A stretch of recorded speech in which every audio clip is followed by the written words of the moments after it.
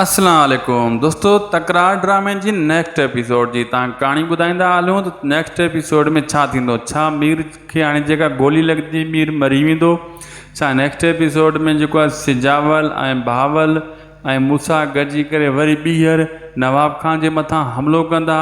छा दरिया खान जेको आहे इन सतार खे मारण में कामयाबु थी वेंदो जेको मीर जे मथां गोली हलाईंदो आहे? छा नेक्स्ट एपिसोड में जेको आहे दोस्तों नैना तलाक वठण में कामयाबु थी वेंदी कोर्ट मां? सॼी कहाणी ॿुधाईंदासीं। बहरहाल पहिरियों इन खे पूरो ॾिसजो वीडियो खे। थी सघे तो उदासी टीवी यूट्यूब चैनल खे ज़रूरु सब्सक्राइब कजो ऐं फेसबुक पेज ते ॾिसी रहिया त उनखे फॉलो लाइक शेयर ज़रूरु कंदा।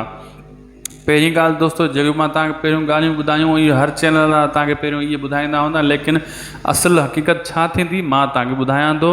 पहिरीं ॻाल्हि दोस्तों, मीर जेको आहे मीर खे दरिया खान मयारू ॾींदो तूं मूसा जे कड़ छो पियो आहे ऐं मूसा जे कड़ तूं बाहि छो ॿारी आहे? मूसा तुंहिंजो नुक़सानु कहिड़ो कयो आहे? तव्हां पोइ किस्त में ॾिठो टे टुकड़ो, लेकिन बक़ाया अॻिते बि मयार ॾींदो, लेकिन मीर ते छितो थी पवंदो, कावड़जी पवंदो ऐं मीर चवंदो जेको मां कयो आहे न मूसा जे लाइ उहो अलाह मुंहिंजो ॼाणे थो, मौला ॼाणे थो, लेकिन मूसा जे करे मां हर चकर राह हमवार कई आहे। अगरि मां राह हमवार न कयां त मूसा हिन टाइम क़बर में हॾा बि ॻरी वञनि हा।